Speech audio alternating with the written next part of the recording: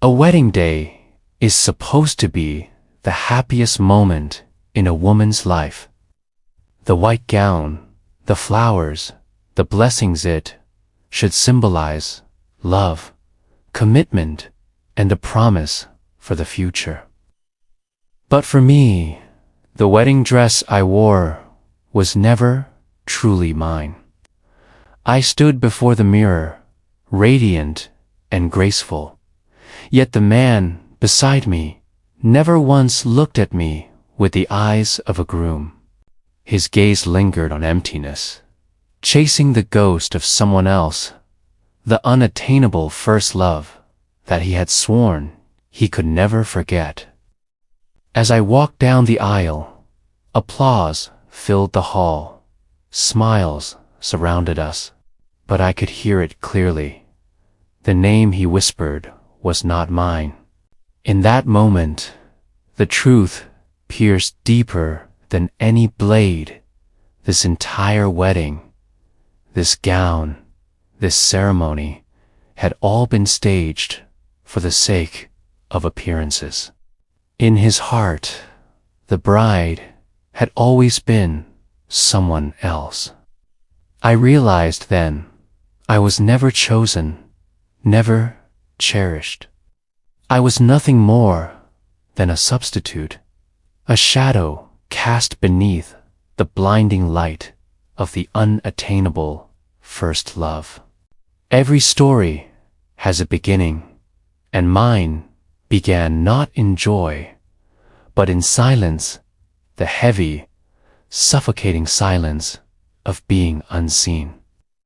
From the outside, I was the bride everyone admired. My name appeared on the invitation cards. My face adorned the wedding photos. And the delicate lace of my gown made me look every bit the part of a cherished woman about to enter matrimony. But inside, I knew a truth that no one else dared to speak aloud. I was not chosen. I was not loved. I was only standing where another should have been. I loved him for too many years, perhaps foolishly believing that if I gave enough, sacrificed enough, one day he would look at me with warmth. Our families arranged the marriage, and I told myself it was destiny. It sounded like the perfect ending to a childhood of yearning. The girl who loved him finally becoming his wife. But the reality was crueler. Fate had not placed me beside him out of love. It had simply placed me in the empty space left by someone else, someone immortalized as the unattainable first love. The evidence was everywhere. If I had the courage to face it, in his study, a single photograph lay on his desk, framed in polished wood. A young woman smiled back at him, her eyes gentle, her lips curved in a way that seemed to hold secrets only the two of them shared. It was not just a picture. Whenever his fingers absent-mindedly brushed across the glass, his expression softened, his entire being shifted, as though the memory of her warmed him in a way I never could. When I once asked, he dismissed it as a keepsake. Yet the silence that followed, the distant gaze in his eyes, told me all I needed to know. The wedding preparations were mine alone. I wandered through boutiques to choose the gown, signed papers with florists, and met planners who congratulated me with practiced smiles. He never came. He never asked. To him, these rituals seemed trivial. But to me, each detail felt like a desperate attempt to claim a space in a story that was never mine. Still, I endured. Pride forbade me from confessing to anyone that I was marrying a man whose heart already belonged elsewhere. One night, long past midnight, I passed by his door and heard his voice, low and tender, as he spoke on the phone. My feet froze in place. "If only she were here," he said quietly. This should have been her day. The words were knives, each syllable carving deeper into my chest. My vision blurred. My hands trembled against the wall, and I realized something that had always lingered in the corners of my mind. This wedding was not for me. I was wearing her crown, walking her path, standing at her altar. Yet still, I played the role. I smiled at the seamstress as she pinned the gown to fit my frame. I laughed with friends who toasted to my future. I pretended because what else could I do? No one wanted to hear the truth. They wanted the fairy tale, the radiant bride, the powerful groom, the perfect union. But endurance is not love. A house with marble floors and velvet curtains can feel emptier than a shack if the heart within it is hollow. Each day leading to the ceremony, I woke in a room filled with luxury but void of warmth. I was a wife-to-be, yet not a woman loved. From the very beginning, my story was not written in light, but in shadows, the shadows of a woman who lived on in his heart, a woman he could never have, yet never release. That was the role I had accepted. The curse I had accepted. I was not his bride. I was only the substitute standing beneath the blinding light of the unattainable first love. The wedding day arrived wrapped in grandeur. To the guests, it was a spectacle of perfection. Crystal chandeliers glowing above. Music swelling through the hall. Tables adorned with roses and silverware that sparkled under the lights. Every smile directed at me was filled with envy. They thought I was the luckiest woman alive, chosen to marry a man of status and charm. They saw the diamond ring on my finger, the veil cascading over my shoulders, and believed I was living the dream. But I knew better. Behind the glittering facade, cracks split the foundation of this union. Every detail, every ritual reminded me that this day was not mine to claim. When I entered the hall, all eyes turned toward me. Applause thundered. Cameras flashed. And yet my heart felt heavy, because I saw it the way his gaze drifted, not to me, but to the empty seat reserved in the front row. It had been deliberately left unoccupied, a silent tribute to the woman who should have sat there, the one everyone whispered about in hushed tones. She was absent, yet her presence filled the room more powerfully than my own. I walked down the aisle, clutching my bouquet with trembling hands. My groom stood tall, his posture flawless, but his eyes betrayed him.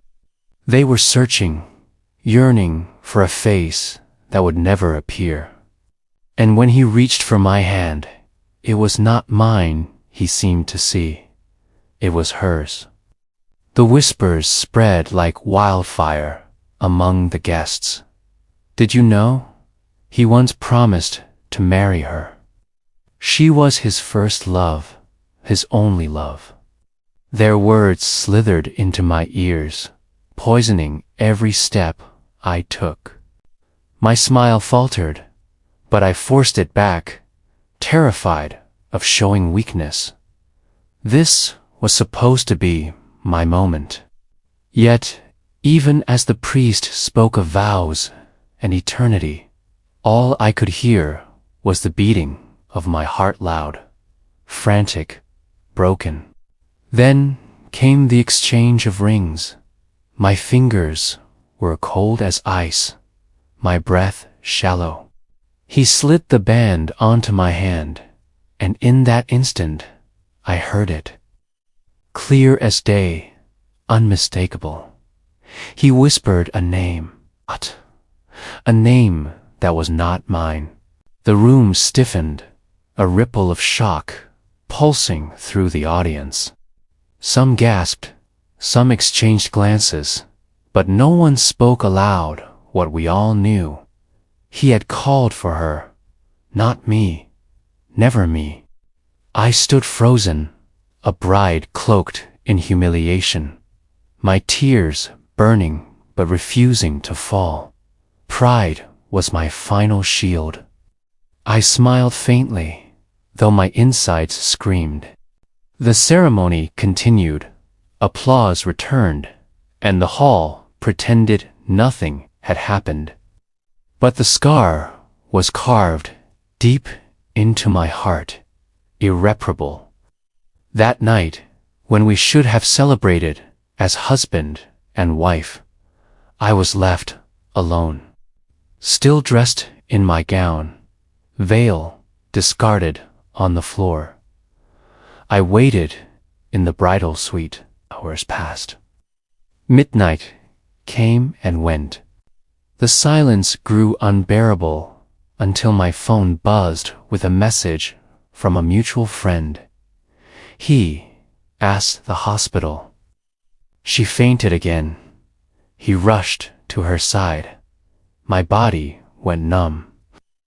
My wedding night, the night meant to mark the beginning of forever, was abandoned for a woman lying in another bed. The irony cut so deep it felt almost laughable. I sank onto the edge of the bed, fabric of my dress pooling around me like a cage. My reflection in the mirror stared back, mascara smudged, lips trembling, eyes hollow. I realized I was not a bride. I was a placeholder. I was the living shadow of the unattainable first love. And in that moment, despair rooted itself firmly in my chest. I thought the pain had reached its peak, but I was wrong. This was only the beginning of the tragedy that would consume me.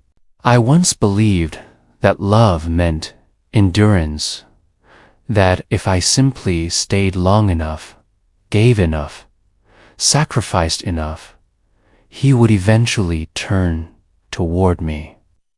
But the truth is cruel. No amount of loyalty can replace the ghost of the unattainable first love. The days after the wedding lured into a hollow routine.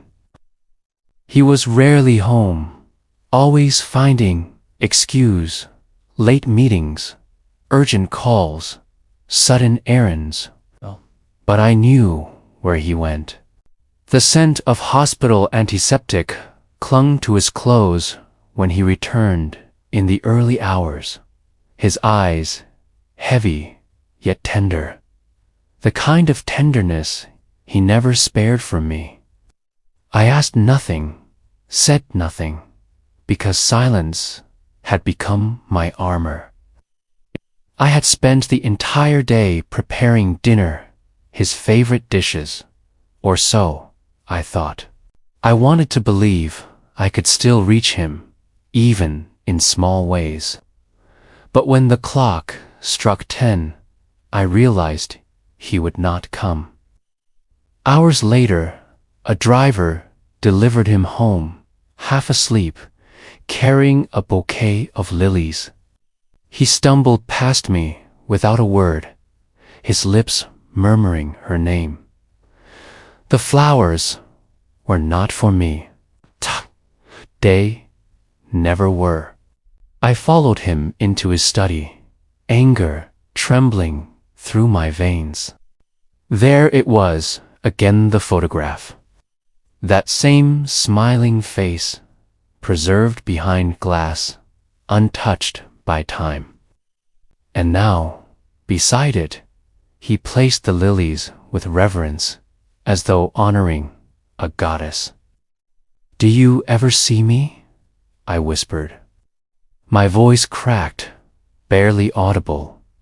He froze, then turned to me with an expression that chilled me more than any cruelty, indifference. "You knew what this was," he said quietly. "You knew I could never forget her. Why pretend otherwise?" Those words shattered me. Every illusion, every fragile hope I had clung to, collapsed into dust. He had never intended to love me. I was never more than a stand-in, a name to fill the marriage contract, a body to occupy the space where her absence burned. That night, I locked myself in the bedroom and stared at my reflection.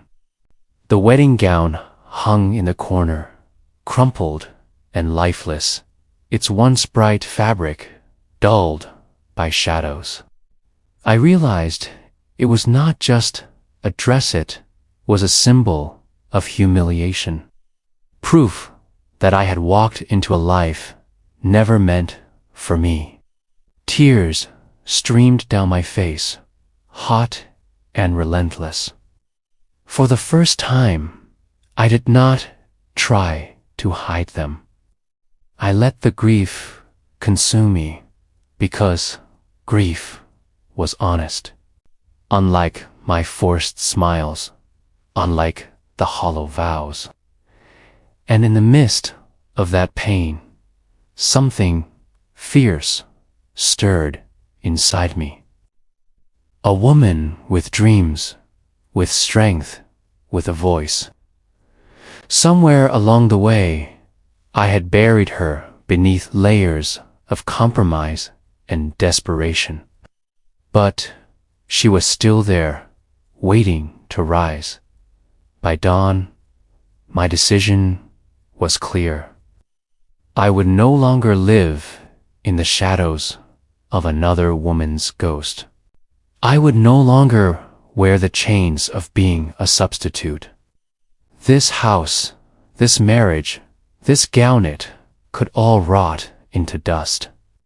I would choose myself. And so, with trembling hands but a steady heart, I folded the dress, sealed it in a box, and pushed it deep into the closet. That chapter was over. For the first time in years, I felt the faint stirrings of freedom.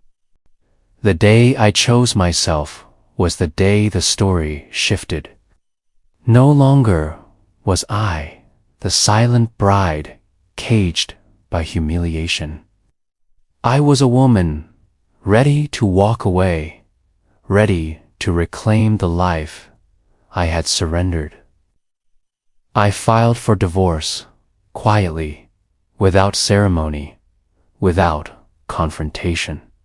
When the papers were delivered to him, he stared at them as though they were written in a language he could not understand. "You're leaving?" he asked, as if the idea had never once crossed his mind. "Yes," I said, simply, "because I was never here to begin with." He did not sign at first. He pleaded, raged, then fell into silence. But time has a way of exposing truth. The more he reached for me, the more he realized his hands grasped only emptiness. The woman who had endured, the substitute who had borne the shame, was gone. And in her place stood someone untouchable, someone he had never truly known. Meanwhile, the goddess he worshipped, the unattainable first love, revealed herself not as a saint, but as a woman of flesh, with flaws and selfishness no pedestal could conceal. The devotion he poured into her became her weapon. She demanded, she deceived, and in the end, she abandoned him too. The very ghost that had haunted our marriage crumbled into nothing, leaving him broken. His downfall was quiet, but devastating. Business deals failed, allies turned cold, and his once proud figure bent under the weight of betrayal. I heard whispers of him drinking alone, staring at that same photograph as if willing it to return him to the past. He was a man trapped in ruins of his own making. As for me, I stepped into a new world. I rented a small apartment, nothing grand, but it was mine. Every corner I decorated with care, every piece of furniture chosen not for show, but for comfort. For the first time, I woke to silence that was not suffocating, but peaceful. I cooked meals for myself, played music I loved, and laughed without fear of judgment. The freedom was intoxicating. In time, I found work that reignited the fire I thought I had lost. My days became filled with purpose, not emptiness. And though I did not seek love, it found me.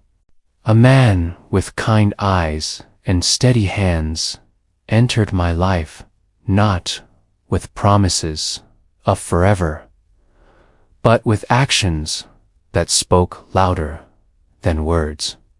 He saw me not as a replacement, not as a shadow, but as myself, and that was enough. One evening, as I walked through the city streets, a breeze caught the hem of the dress I wore, a simple white sundress. Nothing like the elaborate gown that once shackled me. People turned to look, but this time I did not feel like an imposter. I felt radiant, alive, free. I realized then that liberation was not in punishing those who hurt us, but in refusing to let their wounds define us. Retribution had already arrived, not through my hands, but through the unraveling of his illusions. And me, I had no need for revenge. My greatest triumph was walking away and never looking back. The wedding dress had never belonged to me. But my life, my choices, my freedom, those were mine, and they always would be. The story of the wedding dress that never belonged to me is not just about a failed marriage. It is about awakening. It is about the courage to recognize when love has become a prison, when vows are nothing more than chains, and when silence is no longer strength, but surrender. Too often, women are told to endure, to sacrifice, to settle for less than what they deserve, while in the name of loyalty or appearances. But endurance is not love, and sacrifice without respect is nothing but self-destruction. The truth is simple, though painful. You cannot compete with a ghost, nor can you fill a heart that is already devoted to someone else, even if that someone exists only as the unattainable first love. The most powerful choice the bride made was not staying, not fighting for scraps of affection, but walking away. Liberation does not come with applause. It comes quietly in the decision to put yourself first, to create a life that belongs to you and you alone. And that is where true victory lies. If this story resonates with you, remember, you are not defined by the love you failed to receive, but by the love you choose to give yourself. Share this story with someone who might need it, because sometimes all it takes is one reminder that walking away is not weakness, it is strength. And if you've ever worn a dress, a ring, or a smile that didn't belong to you, know this: the next chapter is yours to write. Make it radiant. Make it free.